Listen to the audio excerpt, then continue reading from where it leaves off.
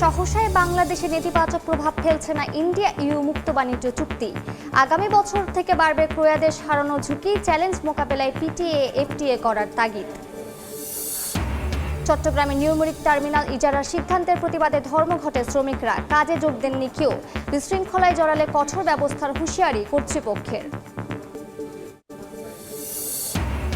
আজ শেষ হচ্ছে ঢাকা আন্তর্জাতিক বাণিজ্য মেলা ৩০তম আসর। সকাল থেকে ক্রেতা দর্শনার্থী মুখর স্টল প্যাভিলিয়ন, বেড়েছে অফার ও বেচাকেনা। বিকেলে হবে সমাপনী অনুষ্ঠান। রাঙামাটির পর্যটন কেন্দ্র টানছে পর্যটকদের। পাহাড় হ্রদের মিতালিতে মুগ্ধ ভ্রমণ পিপাসুরা। কাঙ্ক্ষিত ব্যবসা হওয়ায় খুশি সংশ্লিষ্টরা। এবং অস্থির স্বর্ণের বাজার, টানা 2 দিনে ভরিতে কমলো 30,000 টাকার বেশি। 22 ক্যারেটের দাম নামলো 2,55,616 টাকায়। বিশ্ব বাজারও নিম্নমুখী।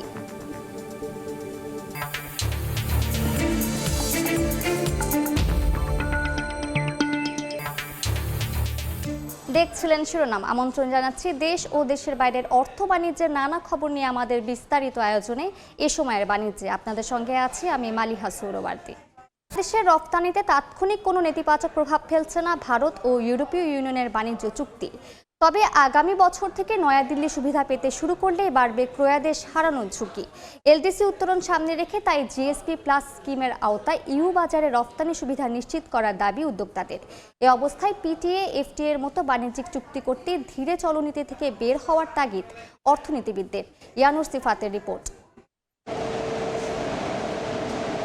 ভারতের মোট রফতানির প্রায় 17% গন্তব্য ইউরোপ। সম্প্রতি দেশটির তৈরি পোশাক, প্লাস্টিক সহ অধিকাংশ পণ্যে অগ্রাধিকারমূলক বাজার সুবিধা বা জিএসপি স্থগিত করেছে ইউরোপীয় ইউনিয়ন, যা কার্যকর হবে 2028 সালের 31 ডিসেম্বর। ফলে ভারত থেকে আমদানি পণ্যের প্রায় 87% শুল্ক গুনবেন জোটটির আমদানিকারকরা। ইন্ডিয়া যদি বেনিফিট পায়ও বা, তাহলে খুব একটা আমাদের বড় কোনো ক্ষতি হবে না। আমাদের যেভাবে বাজার আমাদের ঠিকই থাকবে।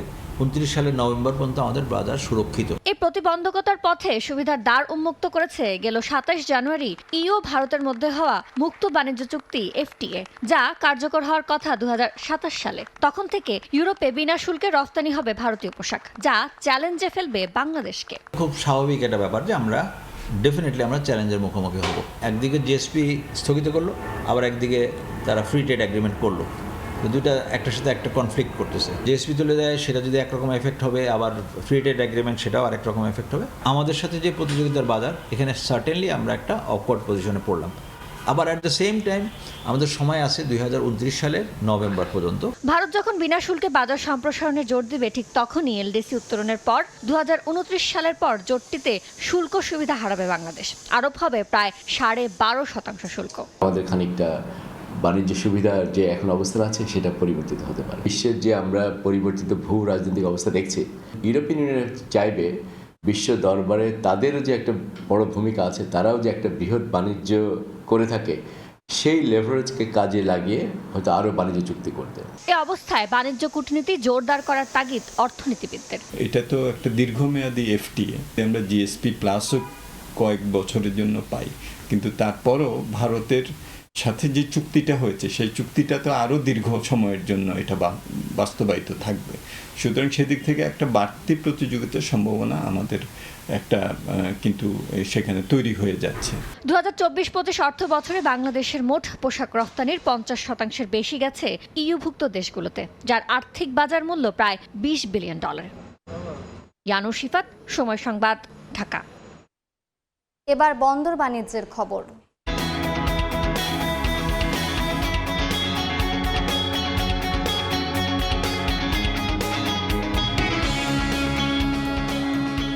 চট্টগ্রাম বন্দরে নিউমেরিক কন্টেইনার টার্মিনাল দুবাই ভিত্তিক ডিপি ওয়ার্ল্ডকে ইজারা দেওয়ার সিদ্ধান্তের প্রতিবাদে ধর্মঘটের ডাক দিয়েছে শ্রমিক সংগঠনগুলো। এই মুহূর্তে সেখানে আছেন রিপোর্টার ফেরদৌস লিপি, সরাসরি যাচ্ছে তার কাছে।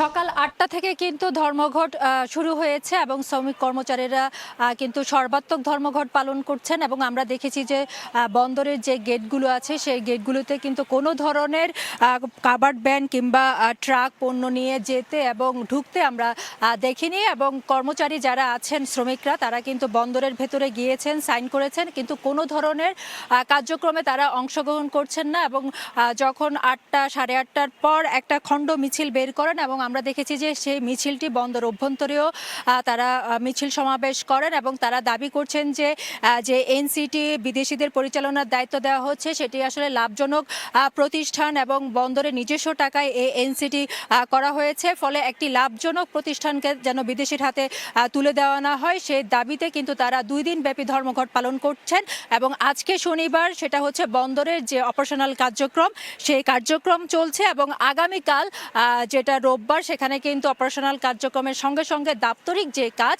সেটাও তারা বন্ধ রাখবেন বলে ঘোষণা দিয়েছেন এবং এরই মধ্যে আমরা দেখেছি যে গতকাল চট্টগ্রাম বন্দর কর্তৃপক্ষ কিন্তু একটি বিজ্ঞপ্তি প্রকাশ করেছেন যেখানে বলছেন যে যারা ধর্মঘটের পক্ষ নিয়ে বিশৃঙ্খলা সৃষ্টি করার চেষ্টা করবেন তাদের বিরুদ্ধে কিন্তু চট্টগ্রাম বন্দর কঠোর অবস্থানে যাবেন এমন বার্তা কিন্তু তারা দিয়েছেন এবং ইতিমধ্যে আমরা দেখেছি যে চট্টগ্রাম বন্দরের যে মূল ভবন অর্থাৎ যে ভবন সেখানে কিন্তু আইন শৃঙ্খলা রক্ষাকারী বাহিনী পুলিশের অতিরিক্ত ফোর্স মোতায়েন আছে, কিন্তু বন্দরের যে 1 নম্বর থেকে 5 নম্বর যে জেটি আছে সেখানে কিন্তু কোনো ধরনের কার্যক্রম তারা শ্রমিকরা কিংবা কর্মচারীরা করছেন না। তো এই ছিল আমার কাছে এখনো পর্যন্ত চট্টগ্রাম বন্দর থেকে সর্বশেষ। আমরা এতক্ষণ সরাসরি যুক্ত ছিলাম চট্টগ্রাম বন্দরে। দেখছেন এ সময়ের বাণিজ্য, সঙ্গেই থাকুন। সে প্রথম 28 দিনে দেশে প্রবাসী আয় এসেছে 294 কোটি 30 লাখ ডলার, অর্থাৎ প্রতিদিন দেশে গড়ে 10 কোটি 51 লাখ ডলার রেমিটেন্স পাঠিয়েছেন প্রবাসীরা। বাংলাদেশ ব্যাংক জানিয়েছে গত বছরের একই সময়ে দেশে প্রবাসী আয় এসেছিল 195 কোটি 50 লাখ ডলার, অর্থাৎ বছর ব্যবধানে রেমিটেন্স প্রবাহ বেড়েছে প্রায় 50%। আর 28 জানুয়ারি একদিনে প্রবাসীরা দেশে পাঠিয়েছেন 12 কোটি 70 লাখ ডলার। গত 2024-25 অর্থ বছর জুড়ে দেশে প্রবাসীরা পাঠিয়েছেন 3032 কোটি 80 লাখ ডলার রেমিটেন্স, যা দেশের ইতিহাসে কোনো নির্দিষ্ট অর্থ বছরের সর্বোচ্চ প্রবাসী আয়ের রেকর্ড।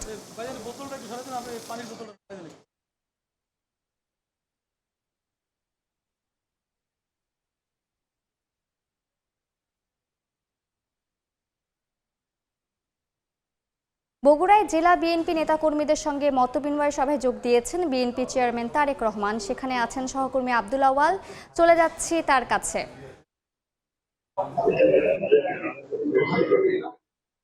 দীর্ঘ 2 দশক পর বিএনপি চেয়ারম্যান তারেক রহমান তার নিজ পৈতৃক জেলা বগুড়া এসে কিন্তু একেবারে ব্যস্ত সময় পার করছেন এবং তিনি যে গত পরশু বগুড়া এসেছিলেন শহরের ঐতিহাসিক আলতাপুরনেসা খেলার মাঠে তার যে ঐতিহাসিক জনসভা তার মধ্য দিয়ে বগুড়ায় তার কর্মসূচি শুরু হয়েছিল এবং গতকালকে রংপুরে জনসভায় যাওয়ার আগে কিন্তু তিনি বগুড়ায় যে হোটেল রাজগার্ডেনে অবস্থান করছেন সেখানে কিন্তু পিছিয়ে পড়া বিশেষ সুবিধা সম্পন্ন মানুষদের মাঝে হুইল চেয়ার বিতরণ করেছেন উপহার হিসেবে। এরপরে কিন্তু বগুড়ার যে ঐতিহাসিক বাইতুর রহমান সেন্ট্রাল মসজিদ রয়েছে সেখানে কিন্তু তার নিজ হাতে গড়া মসজিদ, সেখানে জুম্মার নামাজ আদায়ের পর বগুড়ায় তিনি কিন্তু মোকামতলা এবং মহাস্থানগড়ে 2টি জায়গায় পথসভা শেষে কিন্তু রংপুরে জনসভায় যোগ দিয়েছিলেন এবং আজকে শুরু থেকেই দিনের শুরুতেই কিন্তু সিরাজগঞ্জে তিনি জনসভায় যোগ দিবেন। তার আগে বগুড়ায় তিনি এখানে যেখানে অবস্থান করছেন হোটেল রাজগার্ডেনে তার জেলা বিএনপি যারা দলীয় নেতা কর্মীরা রয়েছেন, দলীয় শীর্ষ নেতা থেকে শুরু করে সাধারণ কর্মী স্তরের নেতা কর্মীদের পর্যন্ত কিন্তু আসলে তিনি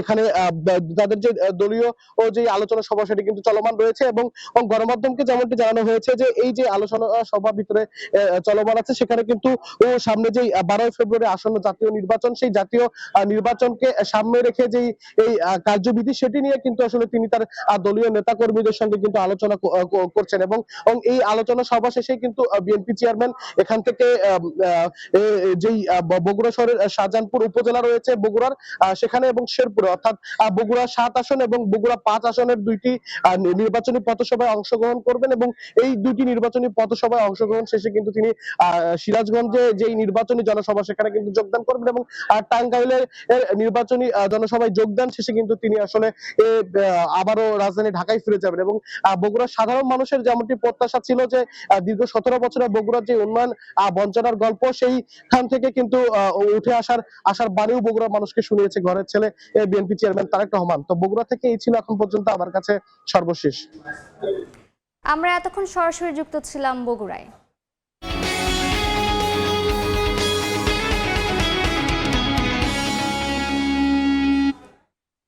রাঙামাটির পর্যটন কেন্দ্রগুলোতে চলতি মৌসুমে পর্যটকের সমাগম ভালো হয়েছে। এতে বাণিজ্য খাতে দারুণ সম্ভাবনা দেখছেন ব্যবসায়ীরা। নগর জীবনের ক্লান্তি দূর করতে পাহাড় আর হ্রদের মিতালি উপভোগে খুশি ভ্রমণ পিপাসুরাও। হেফাজত সবুজের তথ্য ও রাজীব দাস মুন্নার ছবিতে রিপোর্ট।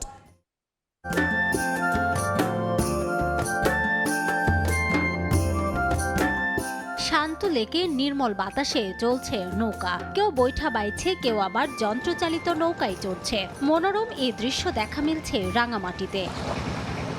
পার্বত্য জেলা এখন পর্যটকে মুখর। নগর জীবনের ক্লান্তি দূর করতে পাহাড় আর হ্রদের মিতালি উপভোগ করছেন পর্যটকরা। ঐতিহ্যবাহী ঝুলন্ত সেতুতে পারাপার, পলয়েল পার্ক ও শুভলং ঝর্ণায় চলছে প্রাণবন্ত ঘোরাঘুরি। অনেক বেশি ভালো লাগতেছে, অনেক মানুষ, তারপর প্রাকৃতিক ভিউটা সবচেয়ে সুন্দর। সত্যি কথা বলতে এটা একটা অসাধারণ অনুভূতি ছিল। আমরা যতই বিদেশে যাই কিন্তু আমাদের দেশের মতো সুন্দর জায়গা কোথাও নাই। রাঙামাটির যে প্রাকৃতিক সৌন্দর্য সেটা সত্যি মনোমুগ্ধকর। আমার মনে হয় প্রত্যেক মানুষের একবার হইলেও প্রাকৃতিক সৌন্দর্য দেখার জন্য আসা উচিত। স্থানীয় ব্যবসায়ীরা জানান, এবছর প্রত্যাশা অনুযায়ী পর্যটকের সমাগম বেড়েছে। চলতি মৌসুমে বাণিজ্য খাতে সম্ভাবনা দেখছেন ব্যবসায়ীরা। সামনে জাতীয় নির্বাচন, রমজান মাস, শেষ পর্যায়ে আমাদের অনেক সুন্দর ব্যবসা হয়েছে আলহামদুলিল্লাহ। এই রাঙামাটির পরিবেশ, যারা ব্যবসা বাণিজ্য করে সবাই খুশি। আমরা আলহামদুলিল্লাহ আমরা সুন্দর ব্যবসা করেছি। রাঙামাটিতে প্রতি বছর প্রায় 5 লাখ পর্যটক বেড়াতে আসেন। সময় সংবাদ, রাঙামাটি। সময়ের বাণিজ্য দর্শক, ঢাকা আন্তর্জাতিক বাণিজ্য মেলার এবারের আসরের শেষ দিন আজ বিকেলে আয়োজন করা হয়েছে সমাপনী অনুষ্ঠানের। মেলার সার্বিক বিষয় জানাতে যুক্ত হচ্ছেন রিপোর্টার অন্তরা সেন। সরাসরি চলে যাচ্ছি তার কাছে। এই বছরের মতো ছুটির ঘন্টা বেজে গেছে 30তম ঢাকা আন্তর্জাতিক বাণিজ্য মেলার। আজ মেলার শেষ দিন, সেই সঙ্গে কিন্তু সাপ্তাহিক ছুটির দিনও বটে। তাই সকাল থেকেই কিন্তু দলে দলে পরিবার পরিজন, বন্ধু বান্ধব নিয়ে কিন্তু মানুষ আসতে শুরু করেছে মেলাতে। যেহেতু শেষ দিন, তাই কিন্তু আজকে মেলায় ভিড় হওয়ার সম্ভাবনা অনেক বেশি। যারা এবার সারা মাসে সময় করে যারা মেলায় আসতে পারেনি, তারা কিন্তু সবাই আসছেন। তারাও কিন্তু বন্ধু বান্ধব পরিজন নিয়ে আসছেন। আবার যারা এর আগে একবার এসেছেন, তারা কিন্তু বিভিন্ন স্টল ঘুরে নিজেদের পছন্দের জিনিসটি কিন্তু পছন্দ করে রেখে গেছেন। তারা কিন্তু মেলার শেষ দিনে আসছেন যদি বেশি অফারে সেই তার পছন্দের জিনিসটি তারা যেন কিনতে পারেন। আবার অনেকের আশা কিন্তু এবার শেষ দিনে বাড়তি যে অফার পাওয়া যাবে স্টলগুলোতে, সেই অফারে কিন্তু আরো বেশি করে জিনিসটা কেনা। আর সেই দিন উপলক্ষে কিন্তু ব্যবসায়ীরাও অনেক বেশি অফার দিচ্ছে স্টলগুলোতে। আর এই কারণে কিন্তু মেলায় ক্রেতা সংখ্যা, দর্শনার্থীর সংখ্যাও কিন্তু সময়ের সাথে সাথে কিন্তু বাড়ছে। সকাল থেকে আমরা দেখতে পেয়েছি যে সকাল 10টার পর থেকে গেট খুলে দেওয়ার পর থেকে কিন্তু দর্শনার্থী আসা শুরু করেছে। এখন বেলা বাড়ছে, দর্শনার্থীর সংখ্যাও কিন্তু আস্তে ধীরে ধীরে বাড়ছে।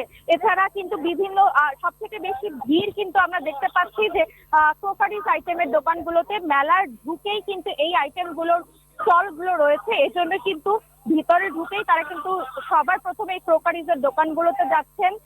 সেখানে তাদের ঘুরতে আসা নারীরা কিন্তু তাদের পছন্দের সংসারের জিনিসগুলো, রান্নার জিনিসগুলো সেখান থেকে তারা কিন্তু কিনছেন। এছাড়া যে খাবারের স্টলগুলো রয়েছে, সেগুলোও কিন্তু চোখে পড়ার মতো। খাবারের স্টলগুলোতেও কিন্তু ভিড় রয়েছে চোখে পড়ার মতো। তারাও কিন্তু খাবারের স্টলের বিক্রিও কিন্তু বেশ ভালো। এই ছিল আমার কাছে মেলার শেষ দিনের সর্বশেষ খবরাখবর। আমরা এতক্ষণ সরাসরি যুক্ত ছিলাম ঢাকা আন্তর্জাতিক বাণিজ্য মেলায়। দেখছেন এই সময়ের বাণিজ্য, সঙ্গেই থাকুন। দেখছেন এই সময়ের বাণিজ্য।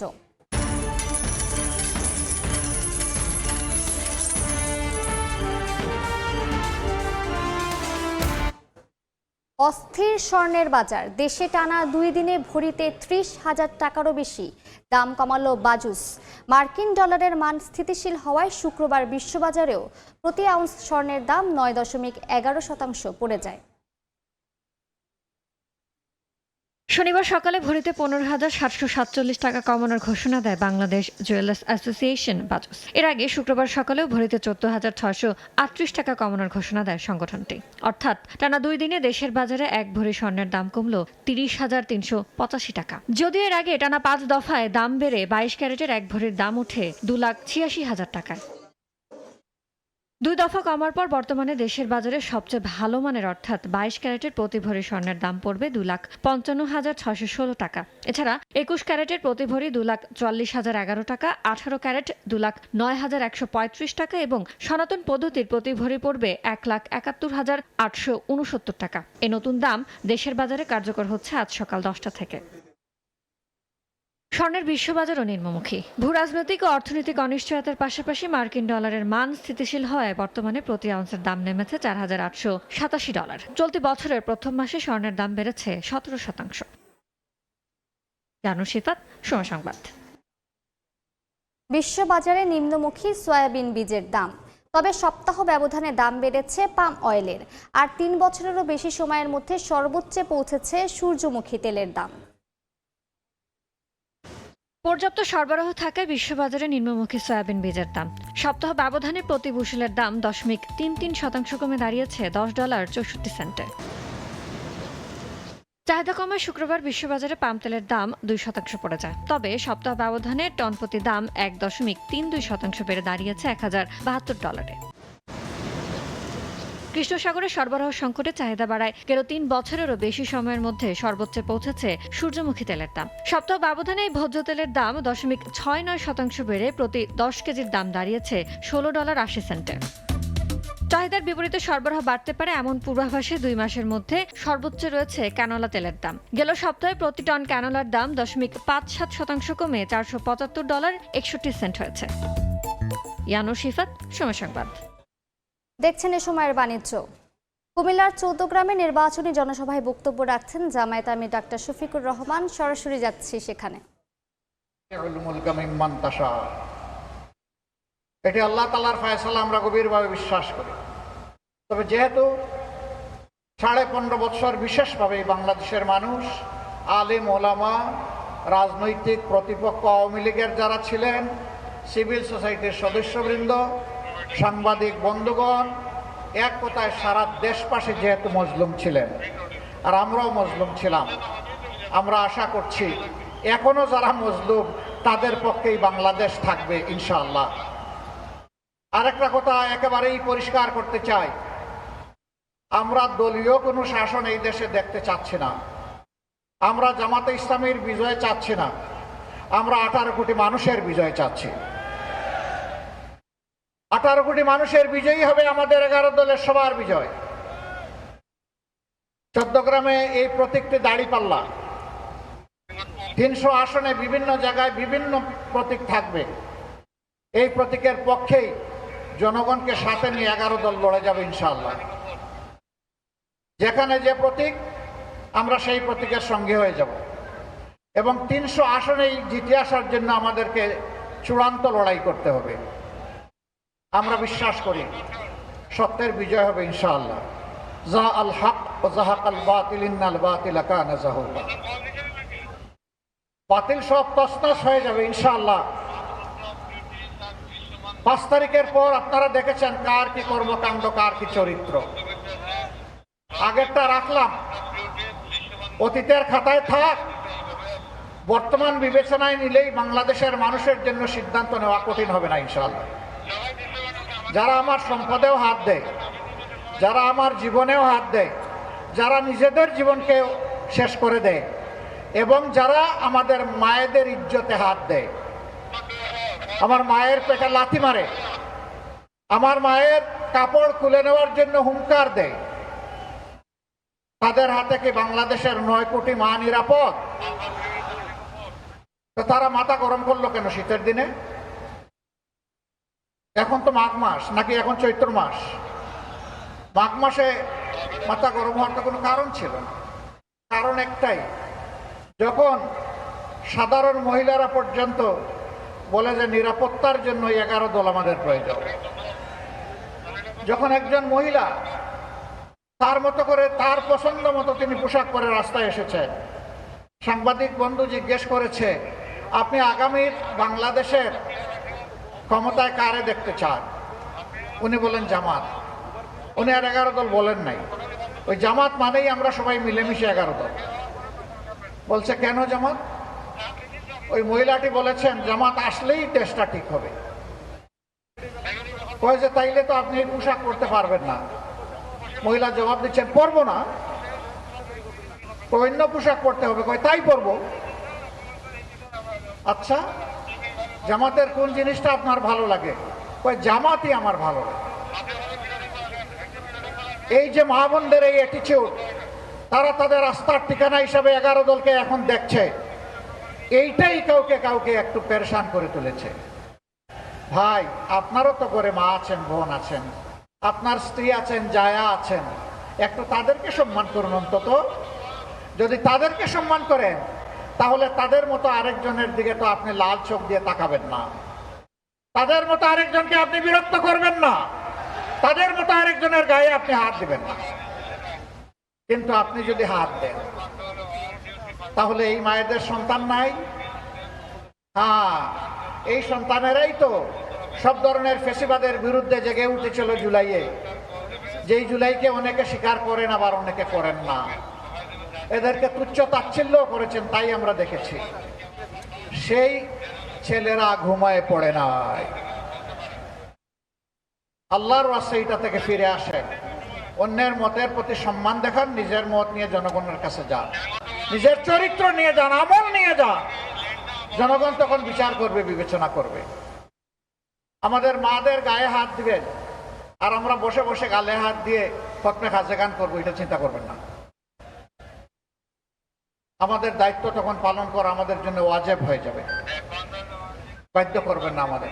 ফিরে আসো, মাকে সম্মান করুন, মায়ের জাতিকে সম্মান করুন। প্রিয় দেশবাসী, আমাদের অঙ্গীকার তো স্পষ্ট। আমরা বলেছি চাঁদাবাজি সহ যত দুর্নীতি আছে আমরা এগুলার জড় কেটে দিতে চাই ইনশাআল্লাহ তাআলা। এতে কারো ভয় পাওয়ার তো কিছু নেই। যারা চাঁদাবাজি করেন, দুর্নীতি করেন, তাদের ভয় পাওয়ার কিছু নেই। আমরা তো এমন একটা সমাজ গড়তে চাচ্ছি যেখানে প্রত্যেকটা নাগরিক তার জীবন, সম্পদ এবং ইজ্জতের নিরাপত্তা ভোগ করবে ইনশাআল্লাহ। এমন হালাল রুজি দিয়ে সম্মানের সাথে সে বেঁচে থাকবে ইনশাআল্লাহ। আপনারাও বেঁচে থাকবেন এই কর্মে যারা এখন জড়িত আছে। ছেড়ে দেন, এই অপকর্ম ছেড়ে দেন, জাতিটাকে আর কষ্ট দিয়েন না। এক সময় আপনারাও মজলুম ছিলেন, কেন এখন জালিম হতে গেলেন? মজলুম কিভাবে জালিম হয়? আমরা আশা করব সংশোধন হবে। যদি না হয়, আল্লাহ যদি আমাদেরকে সেই সরকারটা গঠন করার তৌফিক দেন, আমরা সতর্ক করব, সংশোধনের সুযোগ দেব। যারা সংশোধন হয়ে, সতর্ক হয়ে সুস্থ জীবনে ফিরে আসবেন তাদেরকে আমরা বুকে জড়িয়ে আলিঙ্গন করব। যারা আসবেন না তাদের বিশুদ্ধে আমাদের কোনো মায়া দয়া থাকবে না। আমরা চরম নির্দয় হয়ে সেখানে অবস্থান নেব। 18 কোটি মানুষকে সম্মান করার জন্য সরকারি চাকরিতে, বিভিন্ন বাহিনীতে, বিভিন্ন অফিসে, আদালতে, মিল, ফ্যাক্টরি, সেক্টর, ইন্ডাস্ট্রিতে যারা আছেন, আমরা জানি অনেকের বেতন দিয়ে সম্মানজনকভাবে চলা কঠিন। এই সরকার হবে একটা জনকল্যাণমূলক সরকার। এই সরকার প্রত্যেকটি রাষ্ট্রের প্রত্যেকটি লোককে, প্রত্যেক নাগরিককে, প্রতি কর্মকর্তা কর্মচারীকে সম্মানের সাথে বাঁচার জন্য যাই দরকার তাই করবে ইনশাআল্লাহ। তারাও যাতে আনন্দের সাথে, স্বস্তির সাথে তাদের দায়িত্ব পালন করতে পারে।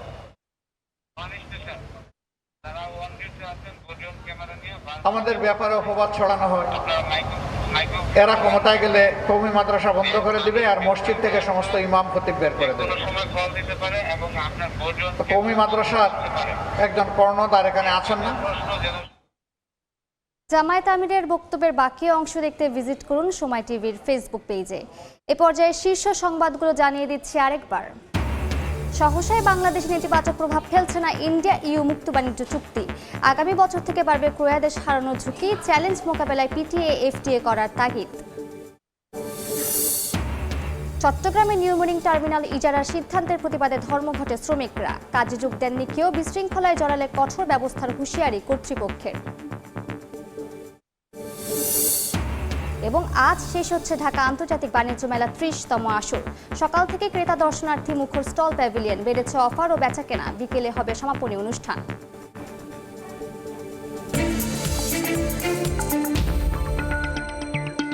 এ ছিল এই সময়ের বাণিজ্যে। দুপুর 12টার সময় সংবাদের সঙ্গে থাকবেন সহকর্মী আমিরুল ইসলাম আলী। ধন্যবাদ মালিহা। দুপুর 12টার সময় সংবাদ নিয়ে আসছি কিছুক্ষণ পর, সঙ্গে থাকুন সময়।